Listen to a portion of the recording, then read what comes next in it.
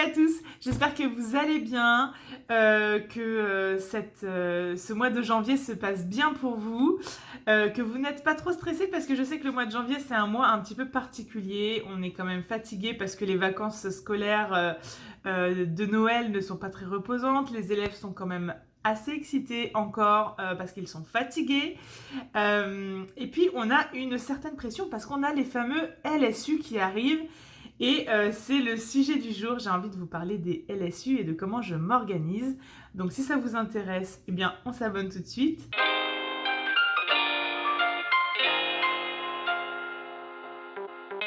Alors, les LSU, c'est quoi? Eh bien les LSU, c'est les livrets scolaires uniques. Donc chaque élève en a un tout au long de sa scolarité à partir du moment où il rentre au cours préparatoire. Parce qu'en maternelle, donc il y a un autre système, mais voilà, à partir du cours préparatoire, eh bien on a les LSU. Et donc les LSU sont remplis soit au trimestre, soit au semestre. Alors, a priori de plus en plus au semestre. En tout cas, moi, pour le moment, j'ai eu que des fonctionnements au semestre. Et donc, ça se passe sur une plateforme de l'éducation nationale. On y accède via le site Arena, dont je vous ai déjà parlé dans cette vidéo que je vous mets juste ici. Donc, si ça vous intéresse, allez voir là-bas. Les LSU, globalement, en tout cas, c'est un peu comme ça dans les deux écoles que j'ai, enfin, dans les trois écoles que j'ai faites. On rend les LSU, enfin on les rend disponibles en fait aux parents et aux élèves bien sûr, au plus tard au 31 janvier pour le premier semestre. Donc forcément janvier, eh bien, c'est le mois où il faut absolument tout compléter, tout remplir, etc. Donc je vais vous expliquer un petit peu comment je fais sur la plateforme, mais avant ça je voulais vous expliquer comment je fais pour garder trace finalement des évaluations, etc. Il y a plusieurs fonctionnements possibles, mais moi j'ai conservé le format papier au maximum. Donc en fait j'ai une liste. Alors, je vais essayer de vous montrer ça. Hop. Donc j'ai une liste comme ça avec mes élèves, que je vous cache bien évidemment. Ici en haut, je mets les évaluations, les compétences, etc. Alors sur le planeur de Marina de Mais que fait la maîtresse, elle a mis des codes pour les intitulés du programme, donc c'est assez facile de s'y retrouver grâce à ça. Donc on peut utiliser ça, on peut utiliser aussi par exemple le code des leçons qu'on fait, par exemple si en conjugaison on avait fait la leçon C2, eh bien on peut marquer C2, voilà, ça peut nous permettre aussi de savoir ce qu'on a fait. Donc bref, on met les intitulés ici et ensuite grâce à un code couleur, on utilise ici le tableau pour la notation, donc dépassé, acquis, partiellement acquis et non acquis.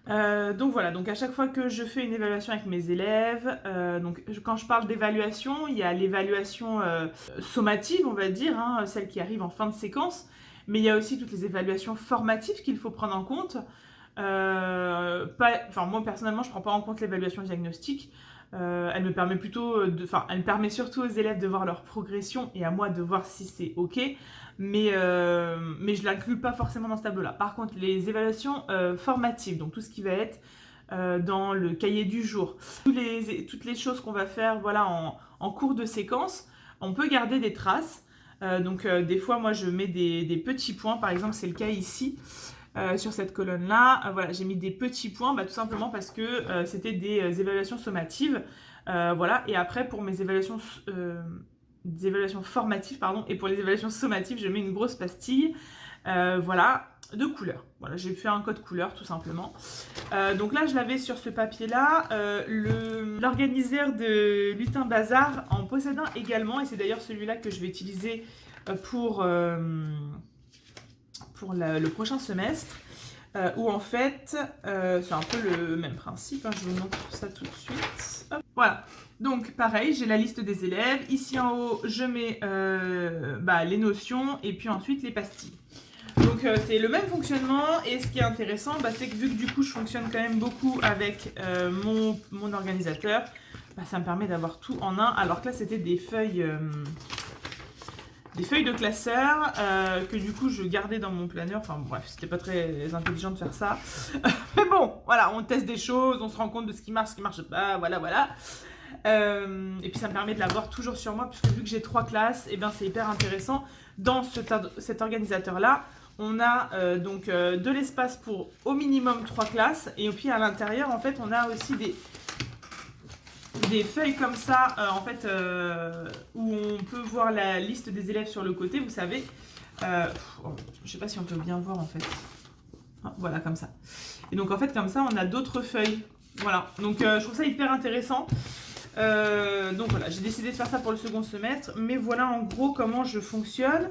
Et donc quand je vais faire mes LSU, et ben, je vais tout simplement prendre ces tableaux-là, puisque c'est ceux-là qui vont me permettre de compléter le LSU. Voilà, et bien c'est parti, je vais vous montrer maintenant ce que ça donne sur... directement sur internet. Alors, je vous montre tout de suite sur Arena directement. Donc, on va venir cliquer en fait donc sur Arena. On se connecte et on va directement tomber sur cette page-là. Et donc, il y a les LSU, donc vous voyez du CP à la 3e. Donc, on clique dessus. On arrive sur un élément pour choisir son établissement. Donc, moi, j'ai 2 établissements. Donc, j'ai le choix entre les deux et je rentre dessus. Et ensuite, on peut faire une recherche par nom ou prénom. Moi, j'aime pas trop cette fonctionnalité-là. Je vais plutôt directement dans bilan périodique et saisie individuelle et recherche de bilan. Ce qui me permet d'avoir tous les élèves de ma classe déjà de fait. Avant de commencer les LSU, ce qui est important de faire, c'est de mettre les éléments de programme. Donc, vous choisissez votre classe, la période et la discipline. Donc, par exemple, en je sais pas moi, études de la langue. Et ensuite, vous allez, alors là, normalement, il n'y a rien. Vous allez directement arriver ici et vous allez aller sélectionner les éléments de l'étude de la langue que vous avez fait. Alors moi, vous inquiétez pas, il y en a que 2, c'est normal, c'est parce que j'y suis qu'une journée. Voilà, donc ma collègue rajoutera en plus les choses qu'elle enseigne. Moi, ce sont les choses que j'évalue, que je mets seulement. Ensuite, une fois que vous les avez sélectionnés, vous faites suivant et ici, vous pouvez venir les modifier en fonction de ce que vous avez réellement fait. Par exemple... en géométrie, si on a vu que le carré, eh bien on peut écrire entre parenthèses le carré. Voilà. Ensuite, on fait suivant et voilà, ça s'enregistre automatiquement. Enfin, vous pouvez l'enregistrer, pardon. Donc ça, c'est à faire pour toutes les disciplines avant d'aller vraiment dans les LSU des élèves. Ça se fait dans toutes les disciplines et et vous devez absolument vous appuyer sur ce que vous avez vraiment évalué. Ne rajoutez pas des choses que vous n'avez pas évaluées, ça ne sert à rien, mettez vraiment ce que vous avez évalué.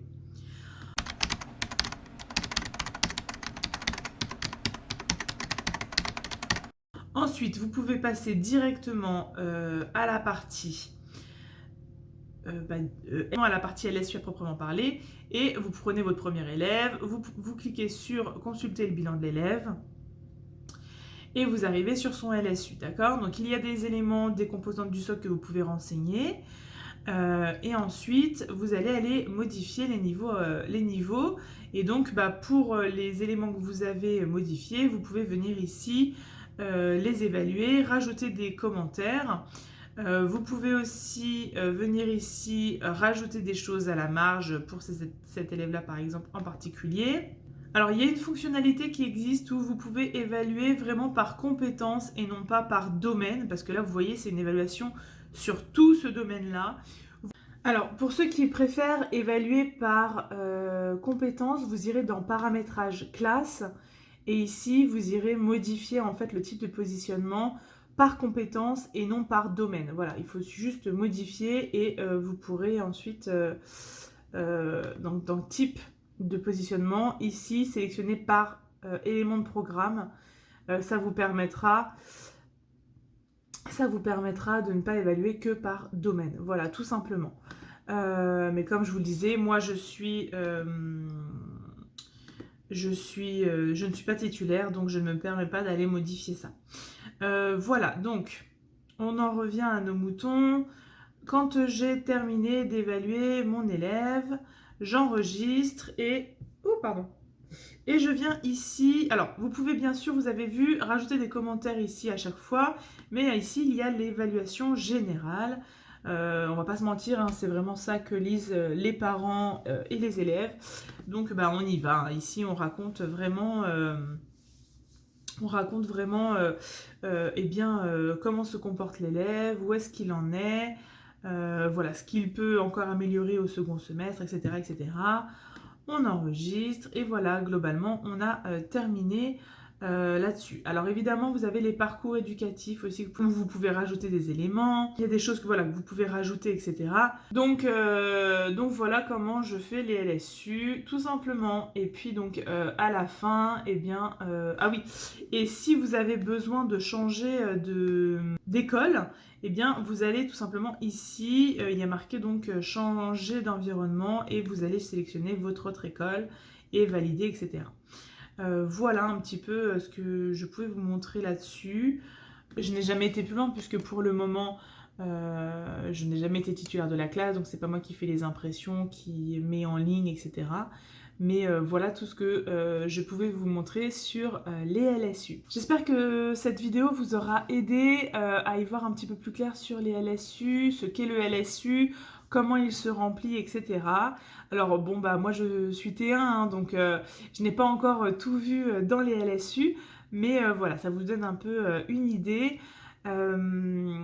Donc n'hésitez pas à liker cette vidéo si elle vous a plu ou si elle vous a aidé, à la partager si ça peut aider d'autres collègues à vous, mais aussi à vous abonner pour ne rien louper des prochaines vidéos.